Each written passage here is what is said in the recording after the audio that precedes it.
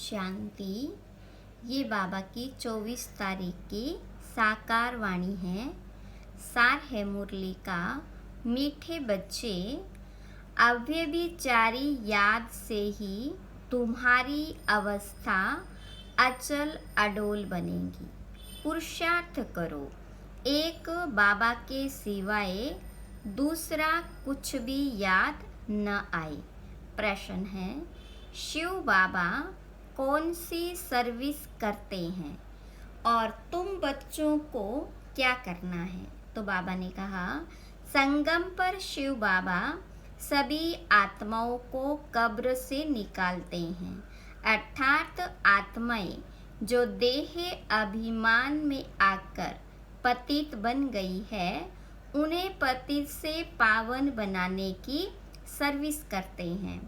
तुम बच्चे भी बाबा के साथ साथ सबको शांति धाम और सुख धाम का रास्ता बताने के लिए लाइट हाउस बनो।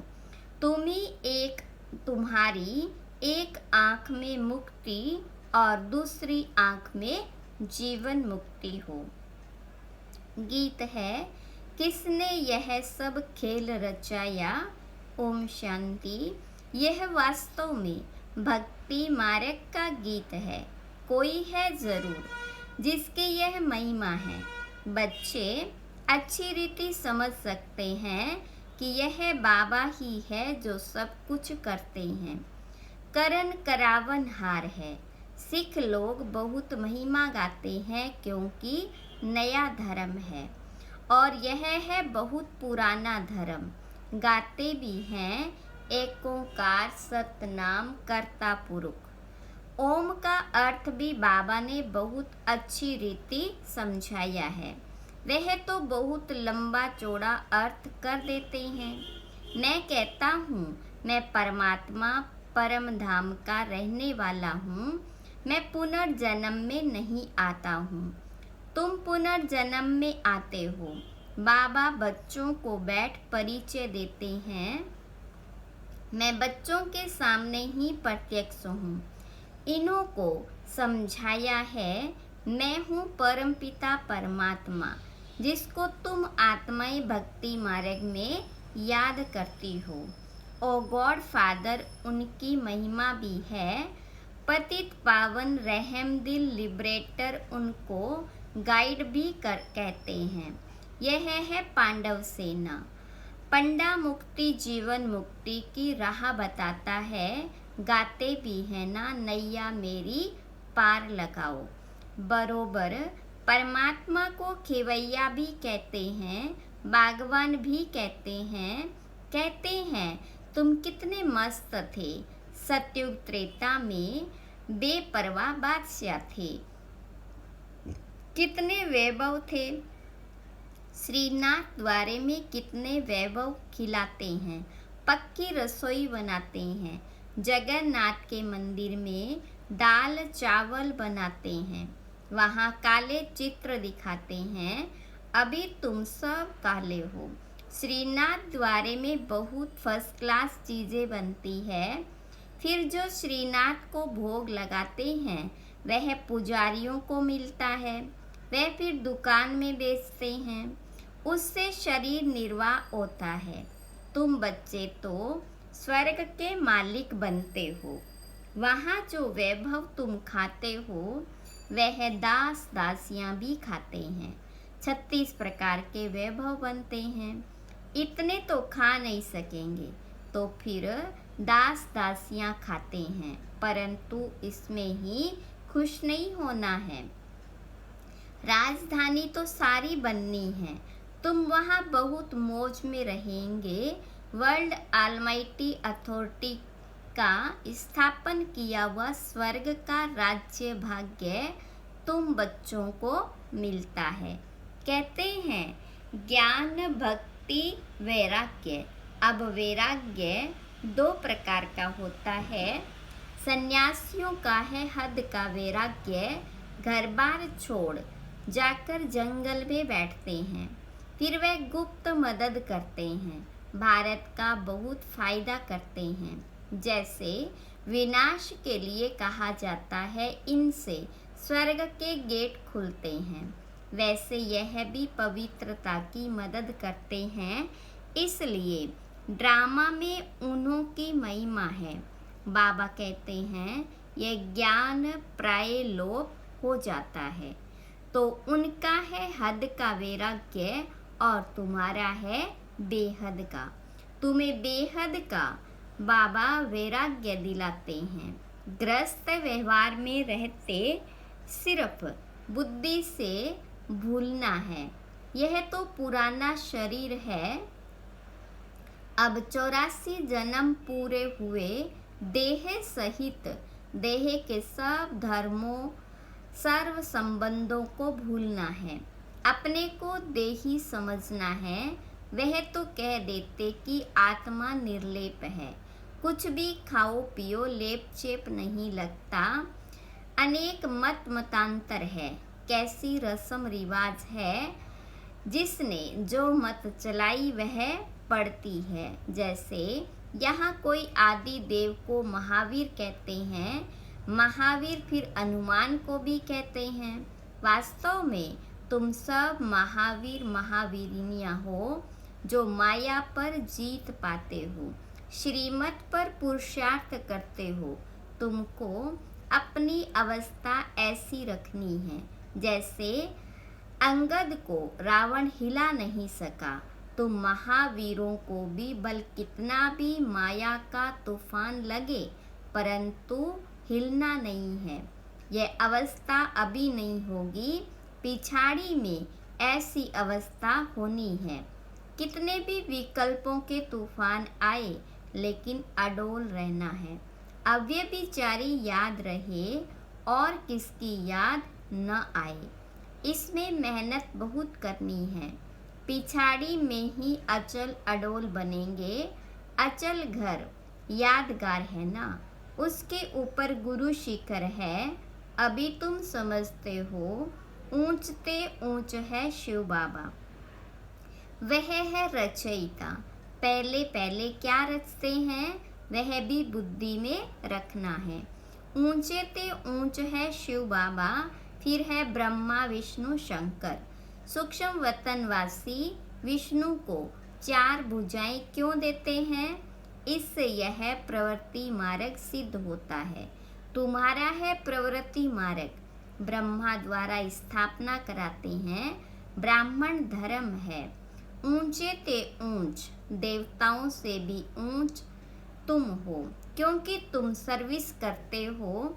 देवी देवता धर्म की स्थापना कर फिर तुम विश्व के मालिक बनते हो। ऊंच ते ऊंच है एक बाबा, अथवा महिमा लायक एक ही शिव बाबा है, दूसरा न कोई।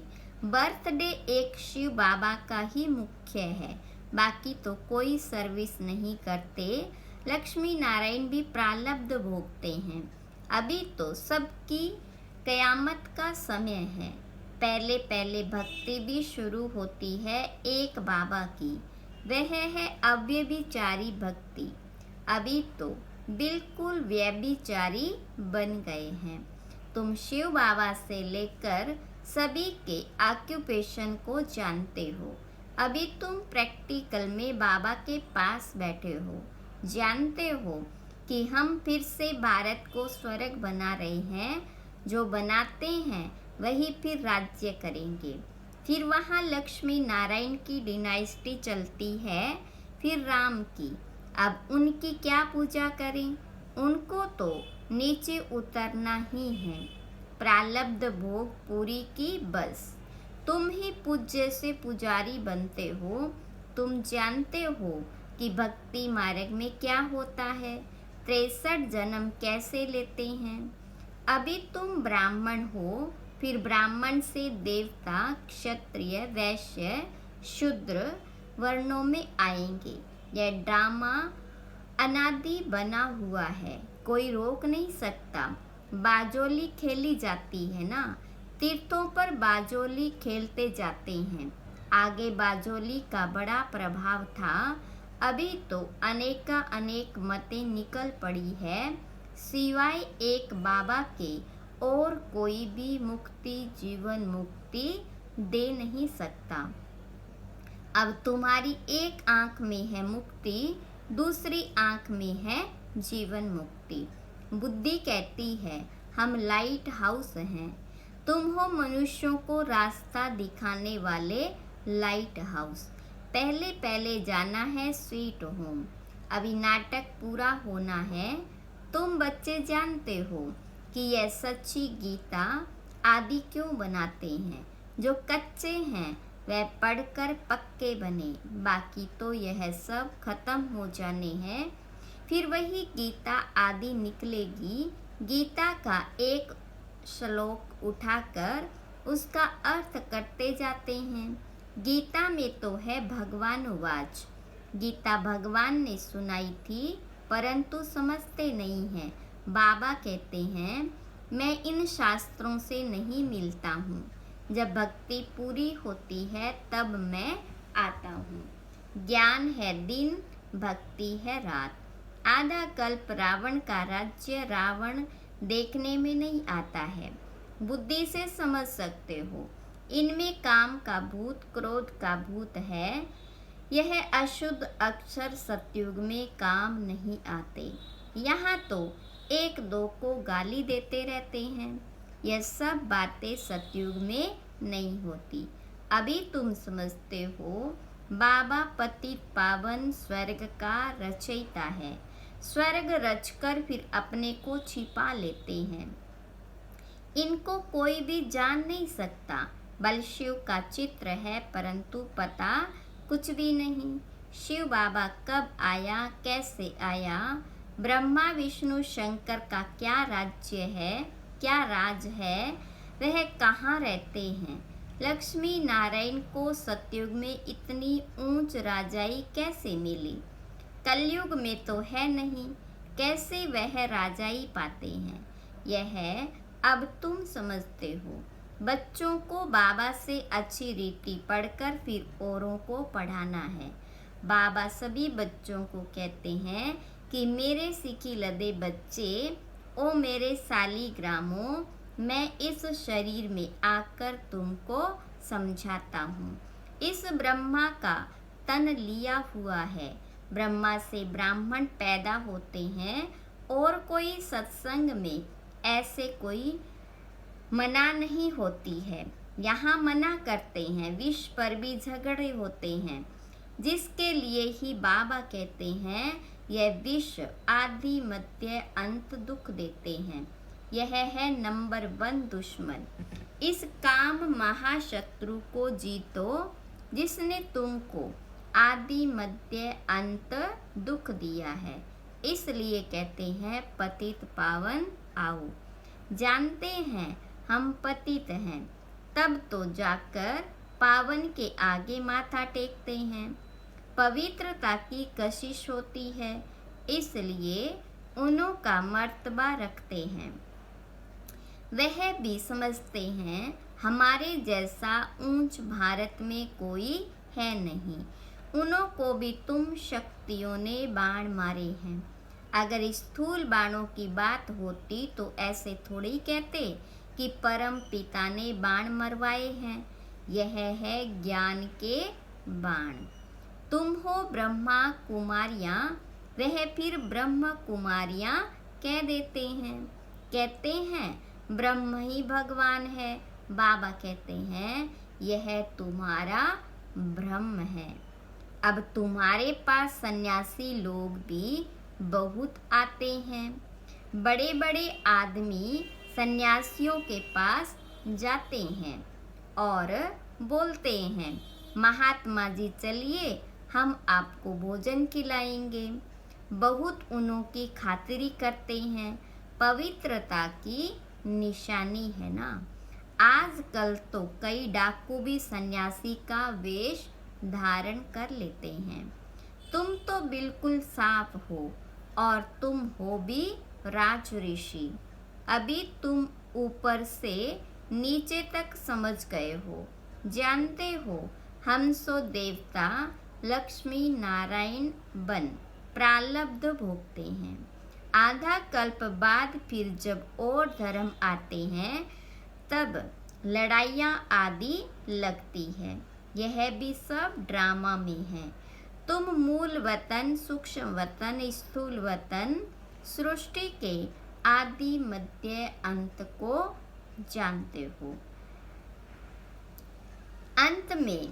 अंत को जानकर नॉलेजफुल बन गए हो। चक्र को भी जान लिया है। चक्रवर्ती राजा बनने के लिए भारत में डबल सिरताज राजा रानी, यह लक्ष्मी नारायण ही थे। सिंगल ताज वाले उन्हों को नमन करते हैं। पवित्रता की ताकत थी। सतयुग में वाइसलेस संपूर्ण निर्विकारी थे।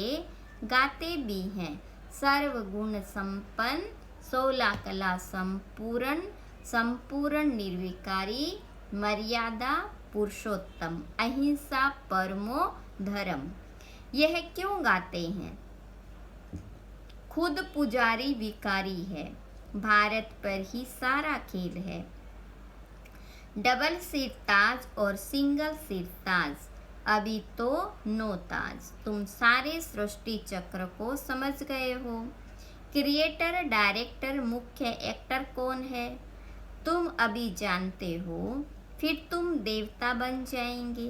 माया की जो कीचड़ लगी है वह धोई जाती है। बाबा कहते हैं मैं धोबी भी हूँ, बड़े ते बड़ा सोनार भी हूँ।